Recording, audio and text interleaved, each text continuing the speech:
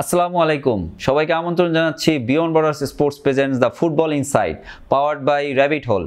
আমি আপনাদের সাথে আছি মাহমুদুল হাসান রেজা। কথা বলবো বাংলাদেশ ও ভারত ফুটবল ম্যাচ নিয়ে। আর আমাদের সাথে আজকে খুবই স্পেশাল একজন মানুষ আছেন কথা বলার জন্য বাংলাদেশ ভারত ম্যাচ নিয়ে। আপনাকে জাস্ট একটা ক্লু দেই, আমার মতো যারা 90s-এর আছেন অথবা আর্লি 20s, আমাদের সেই ফুটবল আইকনের কথা মনে আছে? বাংলাদেশ জাতীয় দলের সাবেক অধিনায়ক, আমাদের সবার প্রিয় জাহিদ হাসান এমিলি ভাই। ভাইয়া কেমন আছেন? আলহামদুলিল্লাহ ভালো আছি, আপনি কেমন আছেন? আলহামদুলিল্লাহ ভাইয়া। বাংলাদেশ ফুটবল ম্যাচ নিয়ে পুরো দেশে একটা উত্তেজনা চলছে। আপনার কাছ থেকে শুরুতেই জানতে চাই ভাইয়া, আপনি তো যখন খেলোয়াড় ছিলেন এই উত্তেজনাটা তো আপনিও ফেস করেছেন, সো একজন খেলোয়াড় হিসেবে ওই জিনিসটা কিভাবে হ্যান্ডেল করতেন? সমিত সোমকে দেখেছি একটা ইন্টারভিউতে বলতে যে সে যখন প্রথম সাইনিং করেছে তাকে একজন বলেছে যে তুমি সব খেলা বাদ দাও, ইন্ডিয়া ম্যাচকে নিয়ে টার্গেট করো। আর সে এখনও কোনো ম্যাচ জিততে পারেনি বাংলাদেশে, সো তার টার্গেট হচ্ছে এই ম্যাচটা জেতা। সো একজন প্লেয়ার হিসাবে এই চাপটা বা এই প্রত্যাশাটা কিভাবে হ্যান্ডেল করেন? ধন্যবাদ আপনাকে। ইটস ভেরি ইম্পর্টেন্ট যে আপনি ম্যাচটা কার সাথে খেলতে যাচ্ছেন। আমার ফুটবল ক্যারিয়ারে আমি সবসময় রাইভাল হিসেবে ইন্ডিয়াকে দেখতাম। সত্যি কথা, নট অনলি মি, আমার টিমমেট যারা ছিল সবাই, এবং আমার কাছে মনে হয় যে হোল বাংলাদেশ ইন্ডিয়ার সাথে খেলাটার আমার কাছে মনে হয় যে এটা যেমন একটা সম্মানের, অ্যাট দ্য সেম টাইম এটা একটা প্রেস্টিজেরও ম্যাচ। কারণ আমি আমার ফুটবল ক্যারিয়ার যখন ফার্স্ট জাতীয় দলে খেলি 2005 আমার যখন ডেবু হয়, আমার প্রথম ম্যাচ ছিল অ্যাগেনস্ট ভুটান, এবং ওই ম্যাচেই প্রথম গোল, এবং সেকেন্ড ম্যাচ আমার ছিল ইন্ডিয়ার সাথে। হ্যাঁ, তখন আমি স্টার্টিং 11-এ খেলতাম না, কারণ তখন আমাদের একটা হিউজ হেলদি কম্পিটিশন ছিল, স্ট্রাইকিং পজিশন আলফাজ ভাই, তারপরে কাঞ্চন ভাই। সুতরাং ওই সেকেন্ড ম্যাচে গিয়ে কোচ আমাকে ফার্স্ট 11-এ দেয়, এবং আমার মনে আছে যে ইন্ডিয়ার অ্যাগেনস্টে আমি গোল করি। এটা করাচিতে খেলা ছিল 2005-এর সাব ফুটবল। তো ইন্ডিয়ার অ্যাগেনস্টে খেলাটা আমার কাছে মনে হয় যে সবসময় আমাদের জন্য একটা অন্যরকম একটা উত্তেজনা থাকে, এবং সেটাও আজকে সেই উত্তেজনাটা কিন্তু আগামীকালকে ম্যাচকে ঘিরে কিন্তু আমরা দেখতে পাচ্ছি। কারণ ম্যাচটা এশিয়ান কাপ কোয়ালিফাইয়ের ম্যাচ, এবং আমরা কিন্তু এশিয়ান কাপ কোয়ালিফাইটা যেভাবে শুরু করছিলাম যে আমাদের টিমের যে স্ট্রেংথ, যে স্কোয়াড, আমরা ধরে নিয়েছিলাম যে আমরা রেসে থাকবো, বাট সেই জায়গাটা কিন্তু আমরা নেই। আমরা 2 পয়েন্ট নিয়ে কিন্তু ইন্ডিয়ার উপরে আছি, বাট সমান সমান অবস্থায় রয়েছি, বাট সিঙ্গাপুর এবং হংকং কিন্তু আমাদের থেকে অনেক এগিয়ে। সো এই ম্যাচটা আমার কাছে মনে হয় যে এই এশিয়ান কাপ কোয়ালিফাই ম্যাচে আপনি যদি কিছু অ্যাচিভ করতে চান, এই ম্যাচটাকে টার্গেট করতে হবে এবং এই ম্যাচটা জিততে হবে। তখন কিন্তু ফ্যান্স রয়েছে, যারা সাপোর্টার যারা রয়েছে, তারা কিন্তু হ্যাপি থাকবে, এবং আমরা যারা সবসময় ইন্ডিয়াকে রাইভাল ভাবি, আমরা আমাদের থেকে খুশি কেউ হবে না। সুতরাং প্লেয়ার, আপনি সমিত সোমের কথা বলেছেন, সমিত সোম না, আমার মনে হয় ফুল স্কোয়াডই কিন্তু আসলে এই ম্যাচটা জয়ের জন্য কিন্তু তাকিয়ে আছে। সুতরাং আপনি যেটা বলেছেন যে আমি যখন খেলতাম আমি সবসময় ইন্ডিয়াকে হারাতে চেতাম। আনফর্চুনেট, আমি 5টা ম্যাচ ইন্ডিয়ার সাথে খেলেছি, একটা ম্যাচ ইন্ডিয়াকে হারাতে পেরেছিলাম 2010 আমাদের এখানে খেলা হয়েছিল এসএ গেমসের সেমিফাইনাল, ইন্ডিয়াকে আমরা 1 গোলে হারিয়েছিলাম।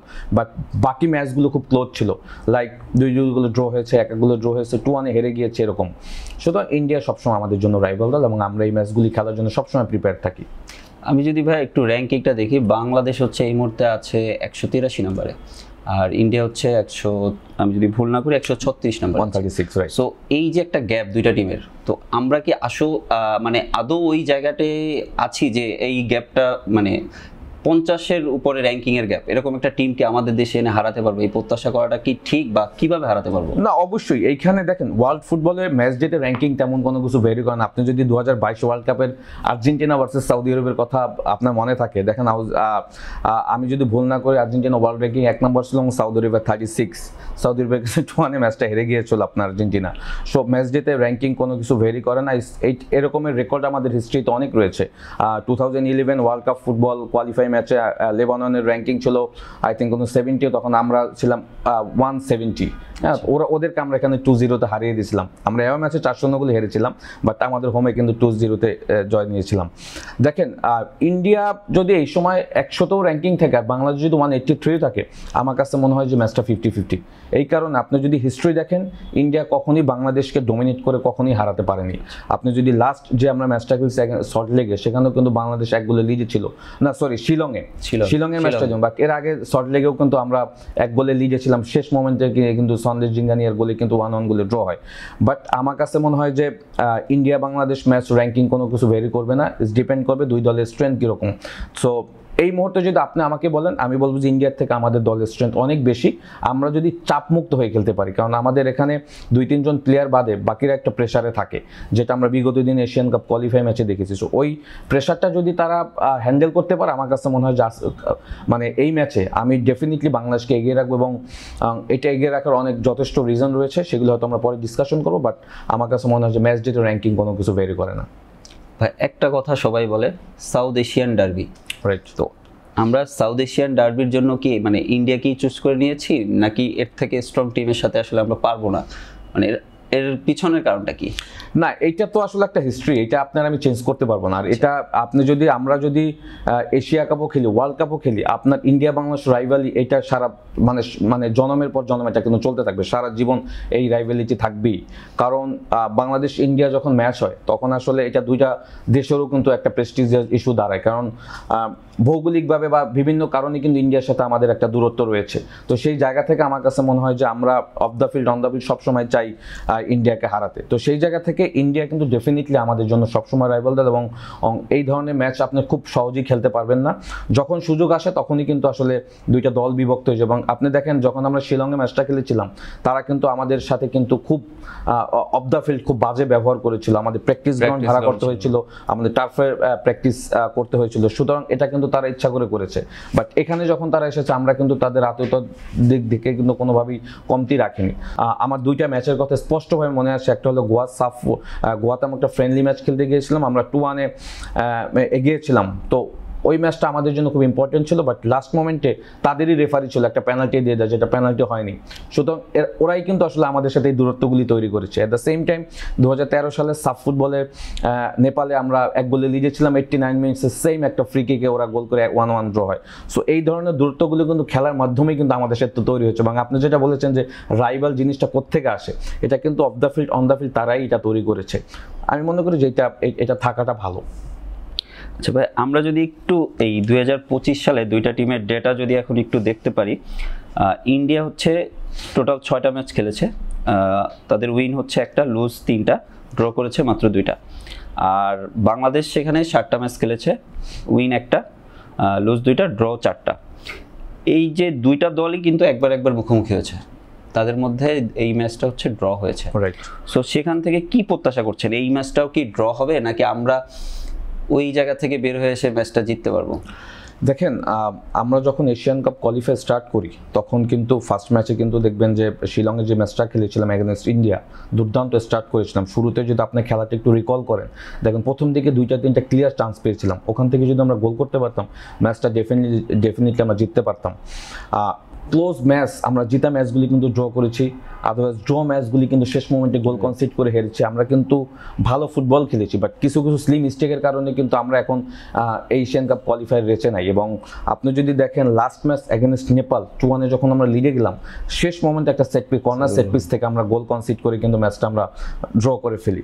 তো হামজা যখন আমাদের দলে ইনক্লুড হয় তখন কিন্তু আমাদের দলের স্ট্রেংথ কিন্তু আসলে যদি আমি মনে করি 70 থাকে, সেখান থেকে কিন্তু 100-এ চলে গিয়েছে স্ট্রেংথের জায়গা থেকে, হামজা এবং সমিত সোম। এটার একটা অন্যতম কারণ হলো যে এই দুজন প্লেয়ার মেন্টাল স্ট্রেংথ এত বেশি দেখিয়েছে, বাকি প্লেয়ারদের সাথে একটা বড় ডিফারেন্স হয়ে গেছে আমাদের এখানে। যার কারণে হয় কি, ওই দুজন প্লেয়ার যখন পারফর্ম করে বাকি প্লেয়াররা সেই প্রপার সাপোর্টটা দিতে পারেন, এবং মিস্টেকগুলি কিন্তু একের পর এক তাদের কাছ থেকে আসে।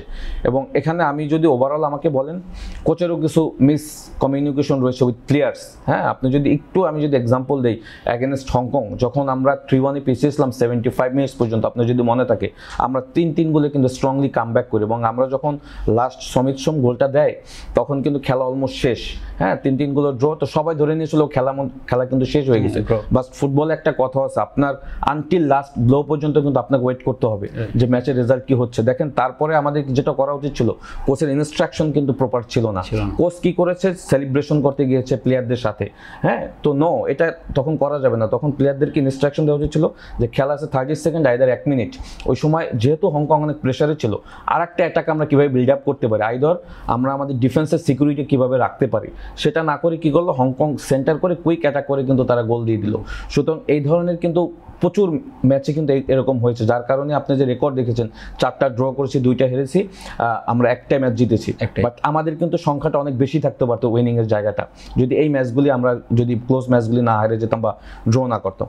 সুতরাং আমার বলবো যে আমাদের এই দলটা লাস্ট 1 বছরের দলটা বিল্ড আপ করছে পারফরমেন্সের দিক থেকে। অ্যাট দ্য সেম টাইম আমার কাছে মনে হয় যে কিছু প্লেয়ার আমাদের দলকে আসলে অনেক উপরে নিয়ে গেছে, লাইক হামজা চৌধুরী। সুতরাং এটাকে একটু সময় দিতে হবে।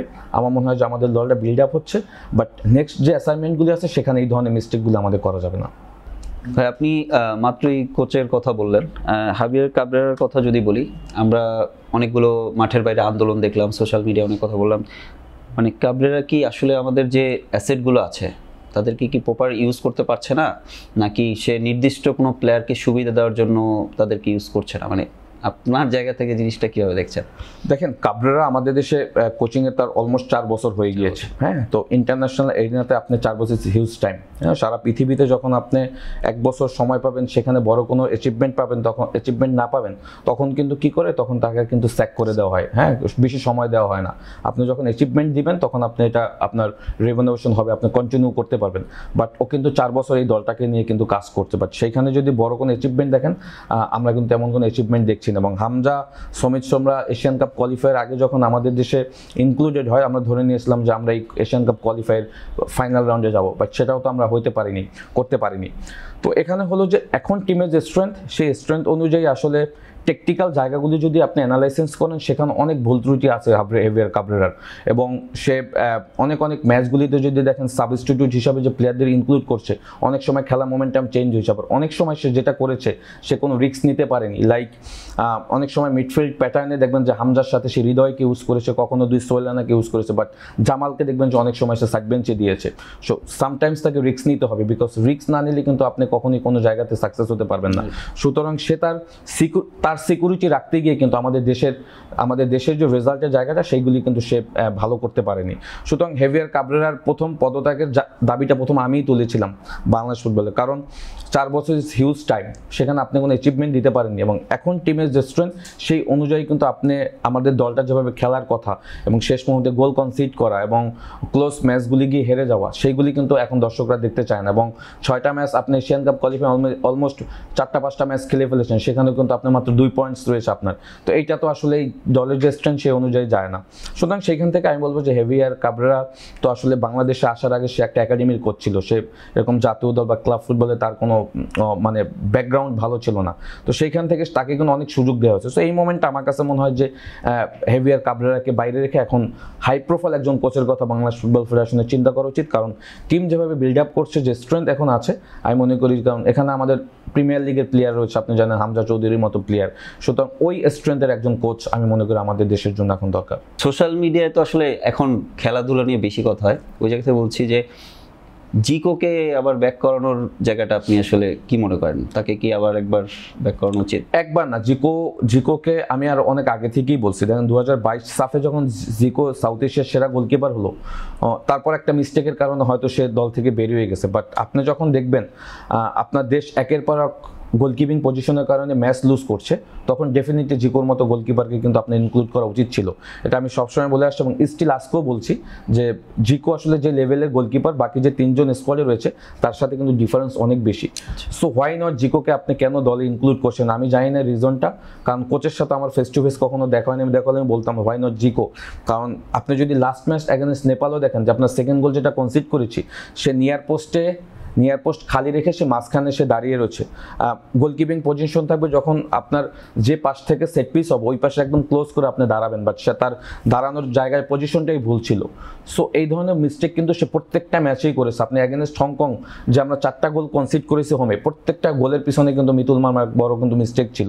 সুতরাং এই ধরনের মিস্টেক কিন্তু পুরো এশিয়ান কাপ কোয়ালিফাই করেছে। সুতরাং আমাদের জিকো যদি থাকতো, জিকো হিজ লাইক দ্যাট গোলকিপার, যে কিনা আসলে আমার কাছে মনে হয় যে এই ধরনের গোল সে কখনোই কনসিড করতো না। এবং সে রিড করতে পারে ম্যাচটা, কোন মোমেন্টে বল গ্রিপ করতে হবে, কোন মোমেন্টে বল পাঞ্চ করতে হবে, কোন মোমেন্টে খেলাকে আপ করতে হবে। সুতরাং জিকোকে নেওয়া অবশ্যই উচিত ছিল। এইবার যদি আমরা একটু ইন্ডিয়ান টিমের দিকে তাকাই, ইন্ডিয়ান ম্যানেজার খালিদ জামিল উনি সবসময় ইয়াং প্লেয়ারদের উপরে বেশি ভরসা করেন। সো এবার সুনীল শেট্টির মতো প্লেয়ার নেই, তারপর হচ্ছে মোহনবাগানের স্টার প্লেয়াররাও কেউ নেই। সো এই দিক থেকে অস্ট্রেলিয়ান যে রায়ান উইলিয়ামস, রাইট, ওনাকে টিমের সাথে নিয়ে আসছে, গণমাধ্যমে দেখা যাচ্ছে সে এখনো এনওসি পায়নি। সো আদৌ কি খেলবে? খেললে কি এটা আমাদের হামজার সাথে আমরা এটা কম্পিটিশনটা কি হামজার সাথে হচ্ছে, এরকম কিছু কি দেখছি? দেখেন, এখানে যদি শুরু থেকে আসি, খালিদ জামিল কিন্তু রিসেন্টলি ইন্ডিয়া টিমের দায়িত্ব নিয়েছে। হ্যাঁ, ইন্ডিয়া টিমটা কিন্তু লাস্ট 2 বছর ধরে অনেক কলাপস করছে। হ্যাঁ, ইন্ডিয়া টিমের পারফরমেন্সও কিন্তু খুব বাজে অবস্থায় রয়েছে। ইন্ডিয়া কিন্তু যখন এই গ্রুপে পড়েছিল, তারা ধরে নিয়েছিল তারা এখান থেকে থ্রু করবে মেইন রাউন্ডে, বাট তারা কিন্তু এখন 4 নাম্বার দল হিসেবে রয়েছে এই গ্রুপে। যদি দেখেন, ইন্ডিয়া কিন্তু বাংলাদেশ কিন্তু ইন্ডিয়ার উপরে রয়েছে। ইন্ডিয়ার দলটা লাস্ট 2 বছরে তাদের টিম বিল্ড আপের জায়গা থেকে অনেক সফল হয়েছে। তাদের অনেক প্লেয়ার কিন্তু এখান থেকে চলে গিয়েছে। দেখেন, তাদের যে main 2-3 player like Sunil Chhetri, Liston ক্লাসও কিন্তু এই দলেতে নাই। হ্যাঁ, তারা কিন্তু আসেনি, যেটা শিলংয়ে তারা খেলেছিল। এবং এটা যেটা হয়েছে যে টিম যখন রিবিল্ড আপ করে তখন কিন্তু একটা স্ট্রাগল পিরিয়ড তৈরি হয়, কারণ সিনিয়র প্লেয়াররা চলে যায়, ইয়ং প্লেয়াররা আসে, এবং ওইটাকে বিল্ড আপ করতে কিন্তু কোচের সময় লাগে। এবং খালিদ যেটা করেছে যে যখন দেখছে যে তার দলটা আসলে রিবিল্ড আপ হচ্ছে, তখন কিন্তু সে ডিফেন্সিভ এবং মিডফিল্ড প্যাটার্নটা ঠিক রেখে সে অ্যাটাকটা করার চেষ্টা করে, এবং লাস্ট ভুটান ম্যাচে সে সেটাই করেছে। ভুটান যদিও তুলনামূলক দুর্বল দল, বাট যেটা হয়েছে খালিদের মেইন খেলার ফিলোসফিটা হয়েছে সে ডিফেন্স এবং মিডফিল্ডকে কম্প্যাক্ট রেখে দেন অ্যাটাকটা রিবিল্ড করে। সুতরাং বাংলাদেশের জন্য আসলে চ্যালেঞ্জটা হবে ওখানেই। হ্যাঁ, যে আপনি যদি গোল করতে হয়, খালিদ কিন্তু কম্প্যাক্ট ডিফেন্স যেটা, সেটা ভাঙাটা খুব টাফ হয়ে যায়। যদিও দলে আমরা জানি যে কিছু সিনিয়র প্লেয়ার, সন্দেশ জিঙ্গিয়া, আপনার রাহুল বেকে, এরা কিন্তু একটু সিনিয়র হয়ে গেছে, but they are more experience player. হ্যাঁ, ওরা কিন্তু যেটা করে যে অলমোস্ট ডিফেন্সিভ এরিয়াগুলিতে জোনগুলি কখনো ফাঁকা রাখে না। তো এইটা কিন্তু বাংলাদেশের জন্য একটা কিন্তু থ্রেট হতে পারে। বাট যেটা হয়েছে যে আবার কিছু নেগেটিভ জায়গাও আছে। গোল স্কোরিংয়ের জায়গাটা আপনি যেটা বলছেন, রায়ান উইলিয়ামস ভার্সেস হামজা হবিং, Ryan Williams is very potential player, যার কারণে কিন্তু এনওসি পায় না, তারপরেও কিন্তু তাকে নিয়ে আসছে। আই হোপ এটা ইন্ডিয়ার একটা টেকনিক হতে পারে। হয়তো তারা কনফার্মেশন পেয়েছে, যার কারণে তারা নিয়ে এসেছে। হয়তো আগামীকালকে ম্যাচে যখন স্টার্টিং 11-এ দেখবো, তখন হয়তো আমরা আশ্চর্য হয়ে যাবো। বাট সে অবশ্যই কোনো না কোনো থ্রু পেয়ে নিয়ে আসছে। বাট এটা হামজা ভার্সেস রায়ান উইলিয়ামসটা আমি বলবো যে এটা পুরো 11 ভার্সেস 11 ম্যাচ হবে, কারণ এখানে রায়ান উইলিয়ামসের থেকেও কিছু কোয়ালিটি প্লেয়ার আছে যারা যে কোনো সময় সেট পিস থেকে গোল করতে পারে। আমি যেটা বলছিলাম যে সন্দেশ জিঙ্গা এবং রাহুল বেকে দেখবেন, তারা যখন সেট পিস হয় লাইক কর্নার কিক এবং ফ্রি কিক, ওখান থেকে কিন্তু তাদের হেডিং পয়েন্টগুলি খুব স্ট্রং। সো বাংলাদেশে কিন্তু এই জায়গাগুলি কিন্তু আমার মনে হয় যে ম্যানেজ করতে হবে অন দ্য ফিল্ড। আমরা হামজাকে উপরে চিন্তা করছি কারণ হামজা স্কোর করছে। সো আমাদের কি আমরা এই মুহূর্তে কি স্ট্রাইকারের অভাবে ভুগছি, কি প্রপার স্ট্রাইকারের অভাবে? না, আমাদের দলে তো আসলে স্ট্রাইকারই নেই, যে সত্যি কথা। আমার এই দলটা তো স্ট্রাইকার সারা স্কোয়াডেই, কিন্তু 23 জনের যে স্কোয়াড সেখানে স্ট্রাইকার নেই। হ্যাঁ, আমি জানি না এই দলের স্কোয়াড স্ট্রাইকার নট অনলি আমার মনে কেউই জানে না, কারণ প্রপার স্ট্রাইকার নাই দেখেই কিন্তু ফাহিম এবং রাকিব তাদেরকে দিয়ে স্টার্ট করানো। বাট যদি ম্যাচটা জিততে চান, আমি একটা জিনিস খুব করে চাইবো, সেটা হলো মুরসালিনের খেলাটা। হ্যাঁ, কারণ মুরসালিন দ্যাট কাইন্ড অফ প্লেয়ার। আমার কাছে মনে হয় যে সমিত এবং হামজার পরে যদি আপনি এই দলের সব থেকে পোটেনশিয়াল কোনো প্লেয়ার থাকে, হি ইজ মুরসালিন। যে গোল করতে পারে, করাতে পারে, লং রেঞ্জ শুটিং ভালো, ম্যাচ রিড করতে পারে, সব কিছু মুরসালিনের ভিতরে রয়েছে। মুরসালিন যেহেতু লাস্ট ম্যাচটা স্টার্ট করেনি এগেনস্ট নেপাল, বিকজ তার একটা ছোট ইঞ্জুরি আছে। আই হোপ সে এই ম্যাচটা স্টার্ট করবে, এবং মুরসালিন দ্যাট প্লেয়ার, সে খেলা মোমেন্টাম চেঞ্জ করে দিতে পারে। আপনি যদি হংকংয়ের সাথে দেখেন, খেলা মোমেন্টামটা কিন্তু মুরসালিনের কাছ থেকে এসেছে। সে গোল করেছে, খেলা প্যাটার্ন চেঞ্জ হয়ে গেছে। এশিয়ান কাপ কোয়ালিফাই খেলতে গেছিল আন্ডার-23, দুর্দান্ত ফুটবল খেলে এসেছে। এবং লাস্ট ম্যাচও এগেনস্ট নেপালে মুরসালিনের অভাবটা পুরোপুরি বোঝা গিয়েছে। সো মুরসালিন খেললে হামজার জন্য খেলাটা সুবিধা হয়। হামজা তখন মুরসালিনকে সামনে রেখে পিছনে আসলে মিডফিল্ড ব্যালেন্সটা ঠিক রাখতে পারে। সুতরাং আমি বলবো যে আমাদের দলে তো স্ট্রাইকার, আপনি যেটা বলছেন, আমাদের দলে স্ট্রাইকার নাই, যার কারণেই কিন্তু দেখবেন যে আমরা যখন রাইট ফ্ল্যাঙ্ক থেকে ক্রস হয়, বক্সের ভিতরে প্লেয়ার থাকে না, লেফট ফ্ল্যাঙ্ক থেকে ক্রস হয়, বক্সের ভিতরে প্লেয়ার থাকে না, কারণ হামজারা ওই জায়গাটা কতবার আপ ডাউন করে যাবে। সুতরাং মুরসালিন থাকলে আমার কাছে মনে হয় যে আমাদের যে স্ট্রাইকিংয়ের জায়গাটা, সেইটা কিছুটা আপনি কভার করতে পারবেন। আচ্ছা ভাই, একদম লাস্ট মোমেন্টে কালকের ম্যাচের শুরুর 11টা এবং ফরমেশনটা কিভাবে দেখতে পাচ্ছেন? না, শুরু একাদশ সেটা তো আসলে কোচিং স্টাফ ঠিক করবো, বাট অ্যাজ এ যদি প্লেয়ার হিসেবে আমাকে বলেন, আমি সবসময় চাইবো এই দলটা একটু হাই প্রেসিং খেলুক অ্যাগেনস্ট ইন্ডিয়া, বিকজ ইন্ডিয়ার আপনার যেমন স্ট্রং পয়েন্ট আছে, দুর্বলতার জায়গাও রয়েছে। তাদের দুই যে সেন্টার ব্যাক খেলে, সন্দেশ জিঙ্গে এবং রাহুল বেকে, তাদেরকে যদি আপনি হাই প্রেসিং করেন, তারা খুব সহজেই বলগুলি কিন্তু দিয়ে দেয়। এটা একটা তাদের ল্যাকিংস। এবং তাদের যে দুই উইং ব্যাক খেলে, তাদেরও কিন্তু আসলে ফ্রিকোয়েন্টলি অনেক মিস্টেক করার সুযোগ রয়েছে। সুতরাং একটু হাই প্রেসিং খেলতে গেলে আপনাকে ওইভাবে দলটা সাজাতে হবে। এবং যদিও আমি যেটা বলবো সেটা হবে না, বাট ব্যক্তিগতভাবে যদি আপনি আমাকে 11টা করতে বলেন, আমি গোলকিপিং পজিশনে এসে শ্রাবণকে দিয়ে স্টার্ট করাতে চাই, বিকজ মিতুল মামার পারফরমেন্স মানে ওই অবস্থায় নেই এবং সে এই মোমেন্টে সে কি অবস্থায় রয়েছে। গোলকিপিং পজিশন ডেফিনেটলি আমি শ্রাবণকে দিয়ে স্টার্ট করব। রাইট ব্যাকে আপনি যদি আমাকে বলেন, আমি তাসকে দিয়ে স্টার্ট করাবো, বিকজ ইজ সলিড ডিফেন্ডার। তাসকে দিয়ে স্টার্ট করবো। 2 সেন্টার ব্যাকে যেহেতু আমাদের অপশন কম, আমি তারেক এবং তোপে স্টার্ট করবে। লেফট ব্যাকে জাহান আহমেদ অটোমেটিক চয়েস। 4-3-3 যেহেতু ডায়মন্ড শিপে আমরা খেলি, সেখানে হয়তো হামজা চৌধুরীর সাথে আমি মাঝখানে সোহেল রানা জুনিয়র যে রয়েছে তাকে স্টার্ট করবো। সমিত সোম, মুরসালিন, রাকিব এবং ফাহিম, এই স্টার্টিং 11 নিয়ে আমার কাছে মনে হয় যদি স্টার্ট করে সেইটা দলের জন্য ভালো হবে, বিকজ এখানে আপনি অ্যাটাকিং থার্ডও আপনি পার্টিসিপেট করতে পারতেছেন এবং ডিফেন্ডিংয়ে যেহেতু সোহেল এবং হামজা চৌধুরী রয়েছে, তারা যদি দুইজন মিডফিল্ড প্যাটার্নটা ঠিক রাখে, সমিত সোম, মুরসালিন, রাকিব এবং ফাহিম, তারা অ্যাটাকিং থার্ডে কিন্তু মোর ক্রিয়েটিভিটি তৈরি করতে পারবে। সুতরাং আমি মনে করি যে স্টার্টিং 11টা নিয়ে শুরু করাটা উচিত। ভাই এইটা তো বাংলাদেশের জন্য অনেক বিগ ম্যাচ, ওই বিগ ম্যাচে সেই কিপার চেঞ্জ করাটা কি মানে একটা ভালো ডিসিশন হবে, আপনার কি মনে হয়? দেখেন, এখন যেটা হয়েছে যে একের পর এক মিস্টেক যদি আপনি করেন, আপনি কিন্তু শো করতে পারবেন না। হ্যাঁ, তখন আপনার জায়গায় কিন্তু অটোমেটিক কাউকে আনতেই হবে। হ্যাঁ, কারণ 7টা-8টা ম্যাচ কিন্তু আপনার মিতুল মামা খেলেছে এবং একই ধরনের সিমিলার মিস্টেক কিন্তু সে একের পর এক করেছে। এখন কাউকে না কাউকে সুযোগ দিতে হবে। এবং আপনি যে শ্রাবণের কথা বলেছেন, শ্রাবণ দুর্দান্ত খেলে এসেছে কিন্তু আন্ডার-23 যে এশিয়ান কাপ কোয়ালিফাই ছিল ভিয়েতনামে, সুপার ফুটবল খেলেছে। সুতরাং এবং বসুন্ধরা সে রেগুলার খেলে, তো এইটা তো তার জন্য নতুন না। বসুন্ধরা সে রেগুলার ম্যাচ খেলে, সে এশিয়ান কাপ এই AFC কাপে ম্যাচ খেলে আসছে কতদিন আগে, আপনার এই 15 ডেজ আগে আপনার থেকে কুয়েত থেকে। সুতরাং হি হ্যাভ দ্যাট এক্সপিরিয়েন্স। সুতরাং এখানে আমি শ্রাবণকে নিয়ে কোনো ডাউট থাকার কোনো হয় না, বরং শ্রাবণ আরও কনফিডেন্টলি খেলবে। হ্যাঁ, এই কারণ শ্রাবণ যখন সুযোগ পাবে, আমি সবসময় দেখেছি যখন ফার্স্ট কেউ মিস্টেক করে, ফার্স্ট প্লেয়ার যখন কেউ মিস করে, সেকেন্ড প্লেয়ার কিন্তু ওয়েট করতে থাকে ওই পজিশনটা নেওয়ার জন্য। সুতরাং এটা আমি মনে করি সে আরও বেটার পারফরমেন্স করতে পারবে। হোপফুলি দেখা যাক কি হয়। ভাই মানে প্রেডিকশনটা কি, মানে স্কোর প্রেডিকশনটা আপনি কি দেখছেন? মিলবে কিনা জানি না, বাট আই হোপ বাংলাদেশ 2-1 জিতবে। 2-1 কে স্কোর করবে? স্কোর করবে এটা তো দেখেন, খেলার মোমেন্টামে হামজা যে এতগুলো গোল করবে, হামজা কিন্তু লিস্টার সিটি এবং শিফিল্ড ইউনাইটেড, তার কিন্তু যদি স্কোরিংয়ের জায়গা দেখেন, তেমন কোনো স্কোরের কিন্তু তার নাম নেই, স্কোর শিটে কিন্তু তার নাম নেই। এখানে সব থেকে বেশি গোল করে ফেলছে অলরেডি হামজা। হ্যাঁ, আমরা তো চিন্তাও করি না। সো গোল আসলে মোমেন্টামের উপর চিন্তা করে, যে কোনো সময় যে কেউ গোল করতে পারে। বাট আই হোপ হামজা যেহেতু একটা রিদমে রয়েছে, হামজার গোল করার পসিবিলিটি অনেক বেশি, বিকজ সেট পিস ভালো নিতে পারে, কর্নার কিক থেকে হেডিং স্টার দুর্দান্ত রয়েছে, বাইসাইকেল গোল করতে পারে, লং রেঞ্জ শুটিং আছে। সো আই হোপ হামজা এবং মুরসালিনের গোল করার সম্ভাবনা রয়েছে। ধন্যবাদ ভাইয়া, অনেক গুরুত্বপূর্ণ কিছু ইনসাইট দিলেন। হোপফুলি বাংলাদেশ এইগুলো কাজে লাগিয়ে ম্যাচটা জিতবে। আর আপনার মূল্যবান সময়ের জন্য অসংখ্য ধন্যবাদ। দর্শক, বাংলাদেশ ভারত ম্যাচের প্রি শো এই পর্যন্তই। আশা করি বাংলাদেশ ম্যাচটা জিতবে। আর ম্যাচ পরবর্তী শো দেখার আমন্ত্রণ রইল। আমরা ম্যাচের পরে আপনাদের সাথে আবার নিয়ে আসবো ভাইয়াকে সাথে নিয়ে। আর বাংলাদেশের খেলাটা যদি আপনি লাইভ দেখতে চান, তাহলে দেখতে পারেন রেভিট হোল অ্যাপে অথবা রেভিট হোল ওয়েবসাইটে। ভালো থাকুন, আল্লাহ হাফেজ।